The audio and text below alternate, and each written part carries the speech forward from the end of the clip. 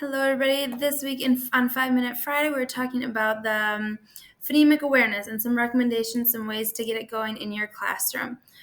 These are the 4 things we're going to talk about quickly today, and hopefully you'll be able to find something you can try out soon. The first one is embedding phonemic awareness across the day. This could be in whole group, small group, transitions, walking down the hallway, whatever. There's a couple examples of some things that you could try. One of my favorite ones that I like is guess my secret word. So as kids are coming to the carpet, you might say, my word is ish. What's my word? And kids will repeat back fish. And you can do that until all the kids are ready to go on the carpet. But it doesn't need to be a phonemic awareness class that we're all going to sit through for 20 minutes. It could be, but it doesn't have to be. We can embed it throughout the day. The next one is using assessment to guide you. So we do some phonemic awareness assessment at our school. We've done some in the past as we've gone and assessed, elementary's gone and assessed pre-first students coming into, or kinder students coming into pre-first. We do a little bit with blending and segmenting in pre-first, and if students are referred to support services, there's an extensive phonemic awareness assessment that's done there as well. But this is also something that you can do if you have a few students, especially I'm thinking like 2nd, 3rd, 4th grade, that you're a little bit like, what could I do to help this student? You could do a couple of quick word lists and check out which areas they need more help in. I'll attach this document to my website where it's just like the skill, a couple different things, blending, segmenting, adding, deleting, and substituting. And then the type of, at like what level they're doing it at, the phoneme level, the syllable level. So getting it down to the smaller word chunks. So this is where you could take notes and kind of figure out what area you want to work on. You could also just do like a quick couple things across the top, a couple skills, the class list down the side, or just a few kids you want to focus on. And as you're working on that, seeing what things they're able to do. So kind of not just going into it blindly and just taking random phonemic awareness skills, but kind of really letting assessment guide you a bit. The next one is getting intentional with your instructional language. And this one, I will admit, I heard myself do today. I asked a child, what did I say? Listen to the letters in whatever this word was. And we don't listen to letters, we listen to sounds. So really, when we're asking kids to listen and to hear things, we're talking about sounds, not letters. Letters are what we write, what we see. That's that phonics part of it, the graphemes about it.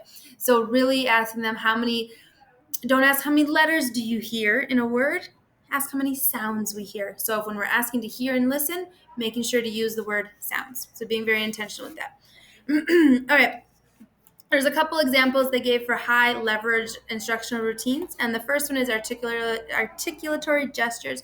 So that's basically how we form all these sounds with our mouth. You'll see behind me my little soundboard here, and there's little mouth pictures.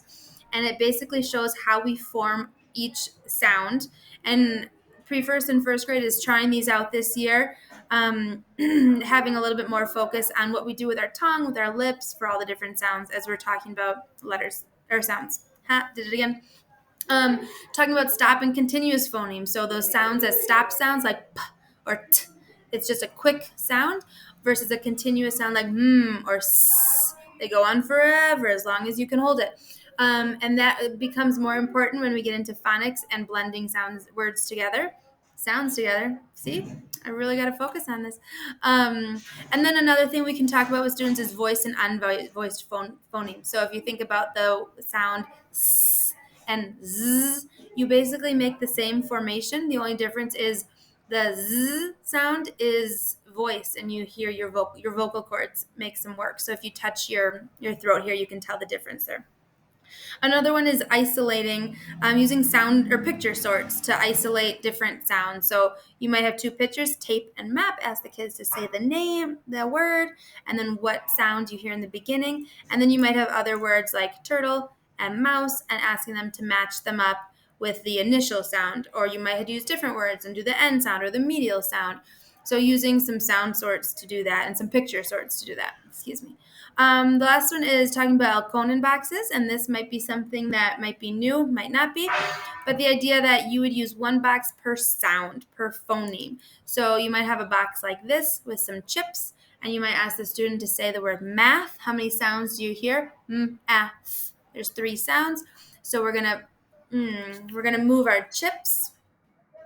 We're going to do, let's see if I can make this do here. All right, we're going to do ah. All right, and so we have 3 different sounds. After they get good at that, listening to the sounds, you can get rid of the chips and you can go right to during doing some of the letters. Ah, all right, so you can notice here we've got 2 letters in this one because, as any first grade student can tell you, sometimes when you have a digraph, the 2 letters make one new sound. I had a first grader beautifully tell me that, Miss Jessica Behar, awesome job. And so we can use Alconin boxes for lots and lots of different things.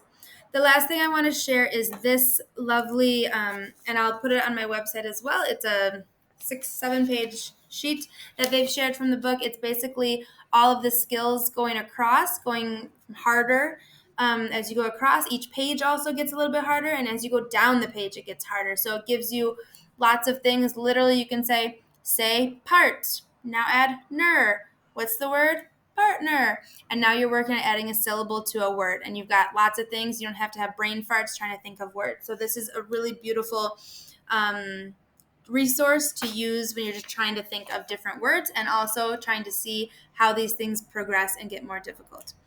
All right, let me know how I can help you do this. It's really an important part. We know it's important, and it's something that our kids need practice in. So next week we'll be talking about phonics. Thank you guys. Have a great